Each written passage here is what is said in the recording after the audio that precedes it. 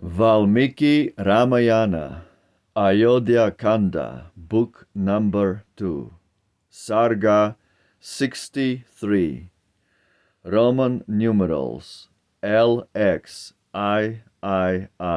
63, The Hermit's Son. But soon, by rankling grief oppressed, the king awoke from troubled rest, and his sad heart was tried again with anxious thought where all was pain.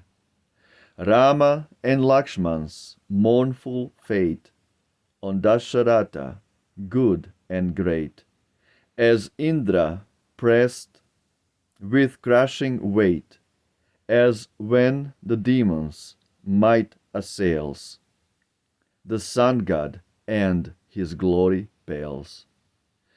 Ere yet the sixth long night was spent, since Rama to the woods was sent, the king at midnight sadly thought of the old crime his hand had brought, and thus to Queen Kaushalya cried, who still for Rama moaned and sighed. If thou art waking, give, I pray, attention to the words I say. Whate'er the conduct men pursue, be good or ill, the acts they do, be sure, dear Queen, they find the meed of wicked or of virtuous deed. A heedless child we call the man whose feeble judgment fails to scan the weight of what his hands may do, its lightness, fault, and merit too.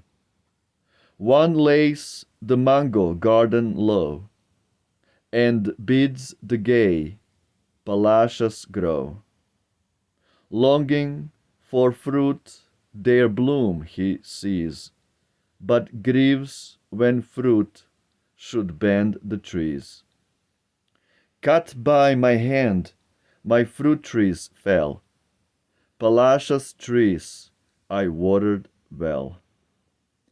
My hopes this foolish heart deceive, and for my banished son I grieve. Kaushalya, in my youthful prime, armed with my bow, I wrought the crime. Proud of my skill, my name renowned, an archer prince who shoots by sound. The deed this hand unwitting brought, this misery on my soul has brought. As children seize the deadly cup and blindly drink the poison up, as the unreasoning man may be charmed with the gay palasha tree, I unaware have reaped the fruit of drawing at a sound to shoot. As regent prince, I shared the throne. Thou wast a maiden to me unknown. The early rain time duly came, and strengthened love's delicious flame. The sun had drained the earth that lay, all glowing 'neath the summer day, and to the gloomy clime had fled, where dwell the spirits of the dead. The fervent heat that moment seized, the darkening clouds each hour increased, and frogs and deer and peacocks all rejoice to see the torrents fall. Their bright wings heavy from the shower, the birds new bathed had scarce the power to reach the branches of the trees, whose high tops swayed beneath the breeze. The fallen rain and falling still hung like a sheet on every hill, till with glad deer each flooded steep showed glorious as the mighty deep. The torrents down its wooded side poured, some unstained, while others died. Gold, ashy, silver, ochre bore the tints of every mountain ore. In that sweet time, when all are pleased, my arrows and my bow I seized. Keen for the chase, in field or grove, down Saraju's bank my car I drove. I longed with all my lawless will some elephant by night to kill, some buffalo that came to drink, or tiger at the river's brink. When all around was dark and still, I heard a pitcher slowly fill, and thought, obscured in deepest shade, an elephant the sound had made.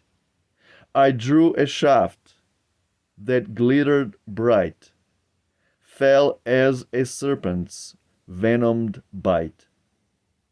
I longed to lay the monster dead, and to the mark my arrow sped. Then in the calm of morning clear, a hermit's wailing smote my ear. Ah me, he cried, and sank, pierced by my arrow, on the bank. And as the weapon smote his side, I heard a human voice that cried, why lights this shaft on me, on one like me, a poor and harmless devotee? I came by night to fill my jar from this lone stream where no men are. Ah, what, ah, who this deadly shaft has shot? Whom have I wronged and knew it not? Why should a boy so harmless feel the vengeance of the winged steel?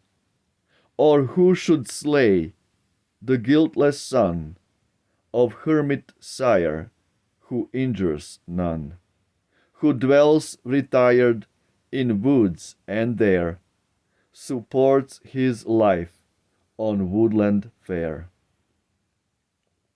Ah me, why am I slain? What booty will the murderer gain? In hermit coils I bind my hair, coats made of skin and bark I wear. Ah, who the cruel deed can praise,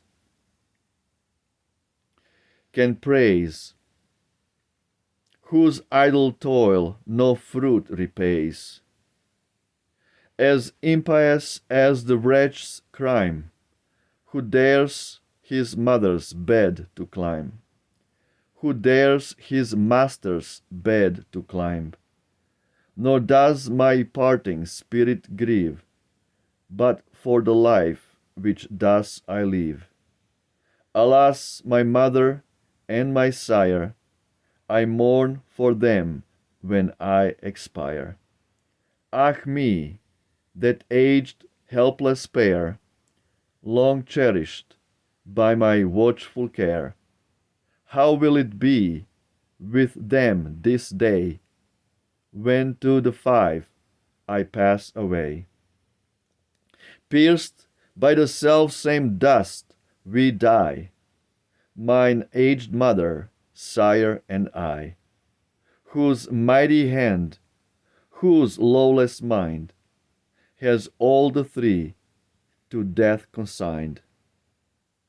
When I, by love of duty stirred, that touching lamentation heard, pierced to the heart by sudden woe, I threw to earth my shafts and bow. My heart was full of grief and dread, as swiftly to the place I sped, where, by my arrow wounded sore, a hermit lay on Saraju's shore. His matted hair was all unbound, his pitcher empty on the ground, and by the fatal arrow pained, he lay with dust and gore disdained. I stood confounded and amazed, his dying eyes to mine he raised, and spoke this speech in accents stern, as though his light my soul would burn. How have I wronged thee, king, that I, struck by thy mortal arrow, die? The wood my home, this jar I brought, and water for my parents sought. This one keen shaft that strikes me through slays sire and aged mother too. Feeble and blind, in helpless pain, they wait for me and thirst in vain. They with parched lips their pangs must bear, and hope will end in blank despair. Ah me, there seems no fruit in store for holy zeal or scripture lore, or else ere now my sire would know that his dear son is lying low. Yet if my mournful fate he knew, what could his arm so feeble do? The tree firm-rooted ne'er may be the guardian of a stricken tree. Haste to my father and relate, while time allows, my sudden fate, lest he consume thee as the fire burns up the forest in his ire. This little path, O king, pursue, my father's cot thou soon wilt view. There sue for pardon to the sage, lest he should curse thee in his rage. First from the wound extract the dart that kills me with its deadly smart, and as the flushed impetuous tide eats through the river's yielding side, I fear to draw the arrow out, and ponder thus in painful doubt. Now tortured by the shaft he lies, but if I drew it forth he dies. Helpless I stood, faint, sorely grieved. The hermit's son my thought perceived, as one o'ercome by direst pain. He scarce had strength to speak again. With writhing limb and struggling breath, nearer and ever near death, my senses undisturbed remain, and fortitude has conquered pain. Now from one fear thy soul be freed, thy hand has made a Brahman bleed. Let not this pang thy bosom wring. Not twice born youth am I, O king. For of a Vaishya sire I came, who wedded with a Shudra dame. These words the boy could scarcely say, as tortured by the shaft he lay, twisting his helpless body round, then trembling senseless on the ground. Then from his bleeding side I drew the rankling shaft that pierced him through. With death's last fear my face he eyed, and rich in store of penance died. Wow. Wow. Absolutely wow. Footnotes 168.1. The southern region is the abode of Yama, the Indian Pluto, and of departed spirits. 169.1. The five elements of which the body consists and to which it returns. Wow, absolutely wow. This is really amazing description of the past of King Dasharatha when he was a prince before he married Kaushalya.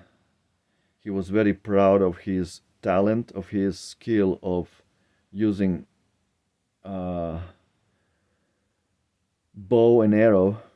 At the sound, just by hearing the sound, he was able to shoot the target. That was his skill.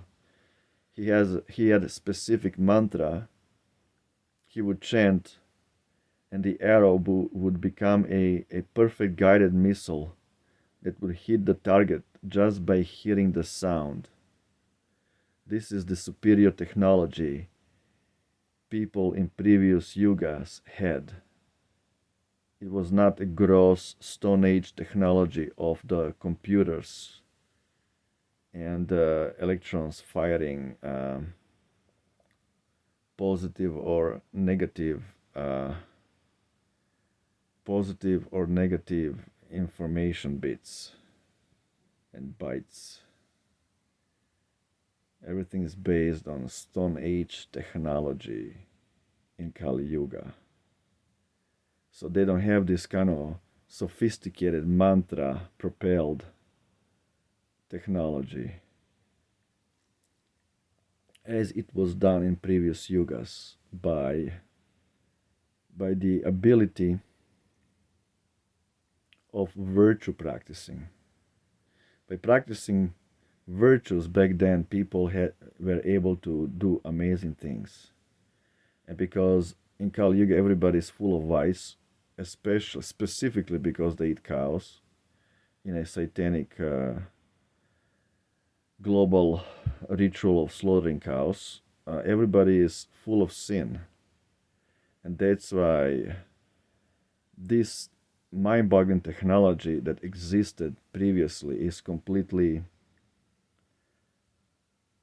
untenable for the Kali Yugans. That's why everything is being run by the computers. Computers, again, are Stone Age technology in comparison to the mantras, the virtuous men of previous yugas that were able to use. Anyway, beautiful, beautiful chapter of Sri Ramayana. Jai Sri Ram, Hail Ram, Roma Victa. Ciao.